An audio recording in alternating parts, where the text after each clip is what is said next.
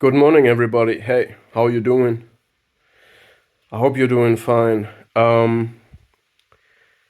Today I want to talk about the influence of narcissists and psychopaths on our society. And I want to raise awareness for that. And raising awareness is not a cover up, a beautiful way to blame narcissists and psychopaths.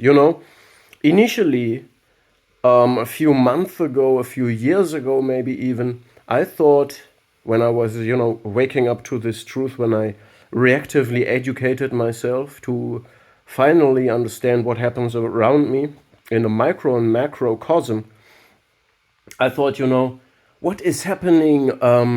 They are everywhere and we have to call them out, identify them, and it is not okay that narcissists and psychopaths pretend to integrate normal people in life. It must be the other way around, like we have to brand them on their forehead, and then we give them the place where they belong. But this is just a human reaction. That is a human reaction to inequity, to something that should not be the way it is, But that's not gonna happen. We have to live with them. We have to accept it the way it is right now. That narcissists and psychopaths have infiltrated every power structure, every movement. Naturally, they gravitate to every place where there is power, influence, and attention, where you can find attention, power, or influence. I recently also realized that especially movements that are designed for the greater good, so charity movements, efforts to integrate minorities, so movements of minorities and victimized people, especially those or organizations that help to support refugees and stuff like that, charity organizations, especially those are infiltrated with narcissists and psychopaths. Why? There is no better camouflage for a narcissist or a psychopath than to look like a person that has empathy, is interested in the farewell of humanity. Welfare, not farewell, welfare of humanity and stuff like that. Is the best camouflage for a predator, is to wear this sheep's cloth, right? And the distinction, by the way, between narcissists and psychopaths, in a nutshell, just very simplified, is that narcissists are after attention, admiration, image, while psychopaths are after power and money. Psychopaths are goal-oriented. They can plan years ahead and they pursue these goals. They have better impulse controls, the type 1, and they are immune to fear as well. So they have this boldness, okay? I'm talking about the type 1 psychopath. While narcissists at times don't have that good of impulse control, so they can get into temper tantrums, rage. Some can suppress it better, some can't, and they are for narcissistic supply, so the 4S in intimate relationships, but also in all kinds of relationships, 4S, narcissistic supply, and they are also about admiration and attention. So whatever gets more attention, the narcissist will do that thing that gets more attention. This means when we're talking about charity, social integration, welfare organizations, the person that is in the front, that gets the recognition for the hard work of everybody, it typically is a narcissist. the person in the background that gets the money and is planning and guiding all of this, controlling everything, typically would be a psychopath. If, of course, I'm over dramatizing it because it's not everywhere the same way, but just to give you the idea of that. And by the way, in a concept of Samvaknin, the psychopath is a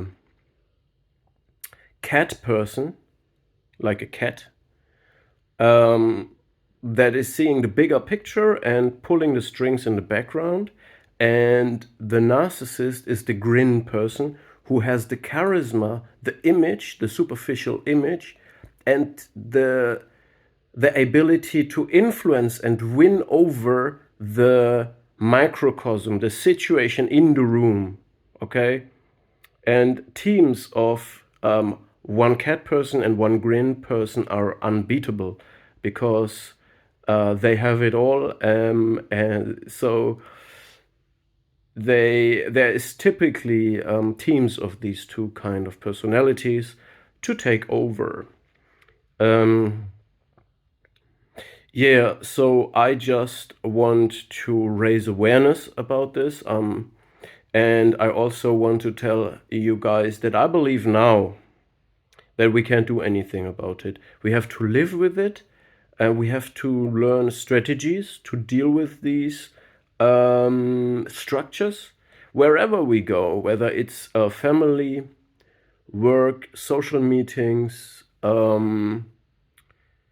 so business, wherever we want to rise in status, wherever we want to thrive, wherever we want a piece of the cake, wherever we grow into politics, entertainment, industry, whatever. Yeah, that the hardest brick walls will always be cat or grin people, narcissists or psychopaths, or teams of both. And this is why we have to learn strategies to deal with this. Also, we need to learn how to not get hurt too much, because healthy people are really in the middle. So we have the movements that try to support real victims, integrative efforts, minority support systems, and we have the top end that is, and both these sides are already controlled and infiltrated, so to speak. And we're really in the middle. We're the hardworking people that both don't care so much for superficial image, for attention, for power, for money. We just want to live. So we're in the middle. And we need to learn how to deal with this and not be too vulnerable and be the cow that gets exploited the most. And we need to find out what are the vulnerabilities of us, what are our qualities actually, that the narcissist and psychopath will use against us. And most of the times that is agreeability, being too trustworthy, being too open. When we have childhood trauma that we did not deal with, but I learned there are so many buzzwords that we shouldn't say anymore, including trauma. And it's also not allowed for me, of course, to speak about the woke movement because words are violence, and I'm not qualified to speak about this. So I also told you that I want to get away from the term of empath. So I will try to get around certain buzzwords, and there's so many words that I use too much, also trauma. But what I want to say is when you have emotional vulnerabilities, narcissists and psychopaths will quickly find them out and use them against you, right? So why I'm saying all of this, this leads me to my next topic. And because I don't have a lot of time, I will just include a part of this as an introduction already in this video.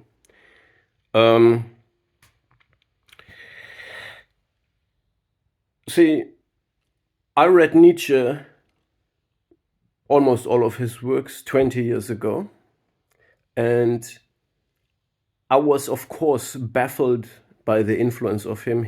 No philosopher has ever influenced me like him.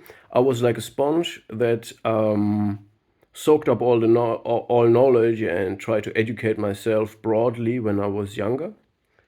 And this was like ocean, and I could not orient myself there. But when Nietzsche came, I found some form of orientation because he destroyed everything I read before. Almost everything. So I could not there, but I could not fathom and really put in place, in context, everything he said. It was just too much. But for some reason, it was very impressive, okay, because he's philosophing with the hammer. He's not walking on eggshells. And I think just recently I understood something very impressive also from him. He has foreseen something 100 years ago. And I'm talking about his idea of slave moral, okay? And he is linking slave moral largely to Christianity, and I'm not 100% agreeing with everything he says, but it's simply very impressive that he has foreseen the phenomenon. Nietzsche is like a very hypersensitive, hypervigilant censor. He senses psychological turmoil within a whole culture. And he sensed that the slave moral is within people, within a whole culture. And he therefore has foreseen already psychological phenomena that are today described as competitive victimhood and secondary gain. What is that? So competitive victimhood is rather a bigger framework idea. And a small part of that could be secondary gain. What is that? That means, and by the way, before I go further, I try to go slow, but I have to go fast, is that I need to drink a sip of coffee. Wait a second. First of all, I have to tell you, I believe that victimhood and competitive victimhood steals the supply and the attention of real victims. So my effort is, I want to give back the support and the attention that real victims deserve back to them. But right now, at the moment, competitive victimhood steals away the identity of the real victims. And this is what I mean with infiltration of narcissists and psychopaths. Dysfunctional people infiltrating systems and occupying the resources for themselves while they are meant for other people. Okay, now what is slave moral and what is competitive victimhood? What is secondary gain? These are people that are not real victims. What I see as a real victim is, as an example, a child falls down and cries. A parent comes, does everything that the situation is going well, and then the child goes back to play. This is how a grown-up person should experience victimization. They realize they get abused. They do everything to get out. They can get external help, and then they move on. So it's just a small period, and it's not a role to identify with. But there is a lot of people who identify with the role of a victim and make no effort to ever get away from that. They get very comfortable with this, and they justify their own dysfunction from this point in time. They justify their own dysfunction and use entitlement, they are entitled now, to get resources and supply from the community. And this is narcissism in itself, to be entitled and to do what's necessary, to not have any moral obligations anymore. Victimhood is narcissism. And this is why especially these charity support, integration movements are infiltrated by them.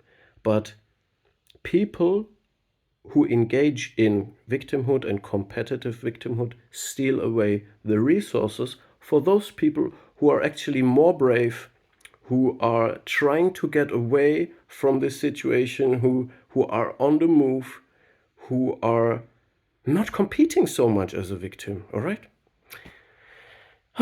So hard to describe all of this. And I find it very impressive that Nietzsche saw this coming 100 years ago, okay? And he sees the decadence in that this is a sign of decadence in the system and in the culture. Yeah, that being said, secondary gain is also a term of a psychological phenomenon that I have used. Secondary gain is basically a part of victimhood or competitive victimhood, and this means that people are trying to get a certification for having a certain issue or illness or sickness, and when they have it, they don't have to be functional anymore. So they don't want to function in society. They don't want to contribute. They want to get this license, and then they don't have to ever work again and stuff like that, okay? And I have, I have personal experience with a person like that, and they want all the benefits of it, but not the disadvantages, okay? That's really ridiculous. So, because there come also disadvantages, you know, with when you say, okay, I have this or that mental health problem. So initially, you know, a person can go to a therapist and try to get out a certain diagnosis. And then they get a diagnosis and they might not be happy with that diagnosis because this implies that there are also disadvantages with that. But no, they only want the advantages. They only want to get the insurance money that they are now unable to work. And this is secondary gain. So people who try to exploit the system, which is very narcissistic and psychopathic as well. Remember, they are not only predators, but predatory parasites. So I've packed so much in this video because I don't have so much time. I should have made 2 videos from this, but all of this is leading up to my next topics. I have to go more into detail about these ideas. And I know it's not very comfortable for you. If my message is not comfortable enough, if it's not sugar-coated enough, if I'm not pampering you enough, and telling you beautiful things, I'm so sorry. You know, there is a certain roughness in me that I just certainly start to be able to express. I will work on that too, but it's not necessarily a bad thing, okay? I love you all. See you in my next video. I'm out for now.